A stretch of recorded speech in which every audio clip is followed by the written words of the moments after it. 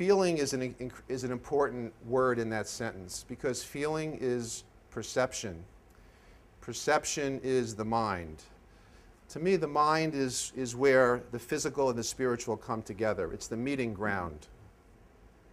And unless we address the mind, what it is, the nature of the mind, we'll never heal. We'll never understand why we're here. We'll never get through this existence with any type of hope for joy, enjoyment, and for healing, to feel together. When we feel sick, we feel something is wrong. We don't know what it is, right? We feel sick. It's a general term. And the term can be used for a general feeling, a malaise, a feeling of being ill, lack of ease. In fact, it's not a coincidence that the word dis-ease is what we use for physical illness, right? Just disconnected myself. Okay, here it is. So dis-ease is the origin of disease. We're at a lack of ease. Let me put this together.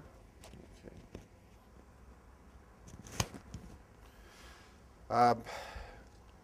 And in that one word, we really understand how the mind and body are connected. In fact, it's sometimes really impossible to know what the source of this sickness is. I believe it's a spectrum where in almost every case there's some element of physical and mental. Obviously on one end of the spectrum is someone who breaks their arm or has an acute appendicitis. That tends to be mostly physical. But for a lot of the chronic illnesses that we suffer from, there's no question that there's a mind-body connection. There's a whole field of science now which basically gives a name to what philosophers, theologians, and people have always known, even going back to Hippocrates, is that the mind-body connection is known as psychoneuroimmunology. Kind of big words, but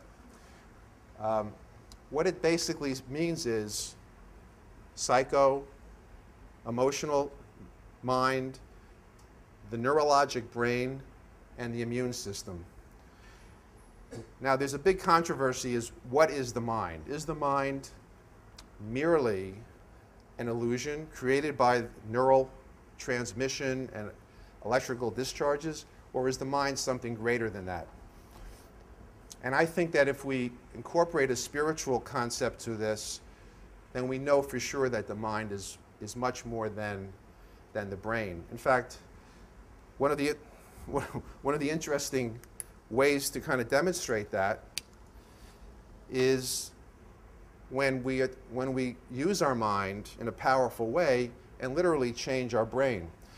If our mind is strictly the consequence of neural activity, you would only think that change would go one way.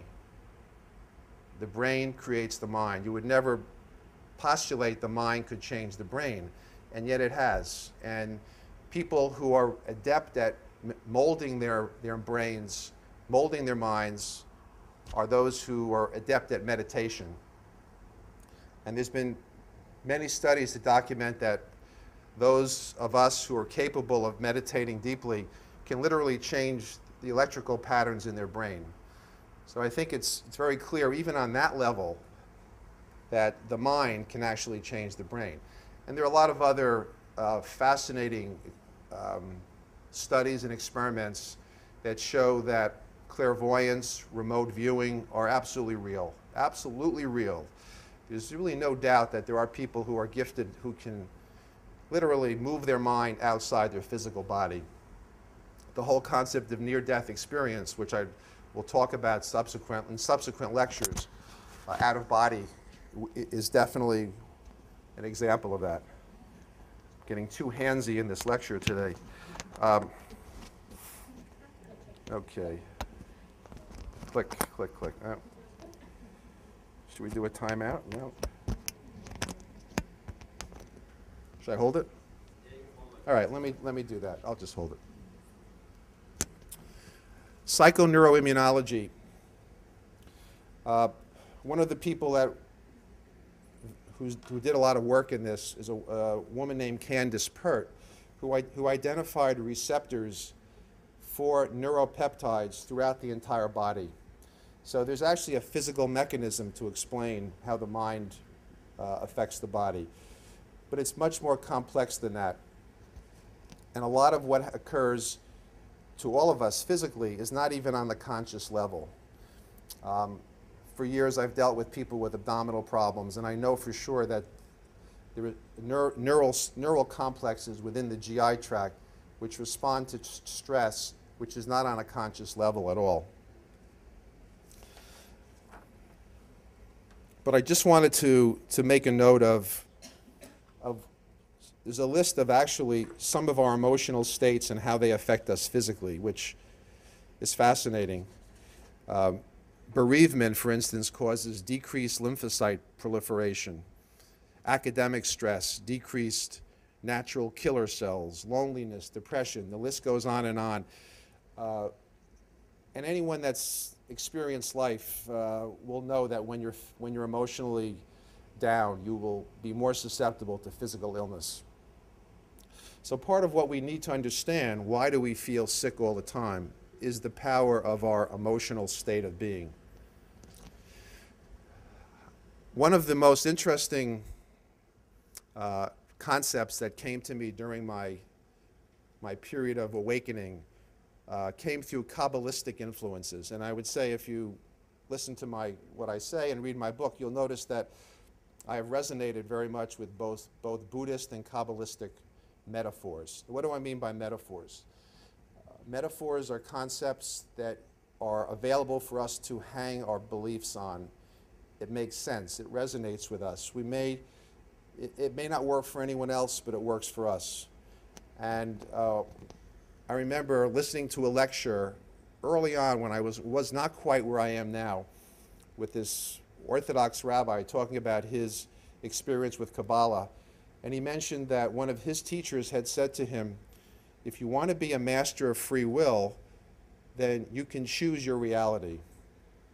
And as a typical cynical man of science, I'm thinking, what is this guy talking about? What do you mean choose your reality? There's either reality or there's fantasy. There's one or the other, right? It turns out that I don't believe it's right. There are different ways of looking at everything. How you view the world becomes your reality. And it's really interesting because you can direct yourself in certain paths of thinking that will actually lead to healing, that will bring you into a better place. Psychologists will call that reframing, right? You get fired from a job. Maybe your first reaction is to say, you know, I'm kind of a loser. I don't do well. People don't like me, and this has happened to me before, and I don't, you know, I've had it. Another person will just take that experience and say, well, you know what? I'm going to learn something from this. But that guy really had bad judgment to begin with, and I probably didn't even like that job. But I'm not going to I'm going to just use that experience to move forward. And literally by reframing, we can turn what some people would say is a negative experience into a positive one.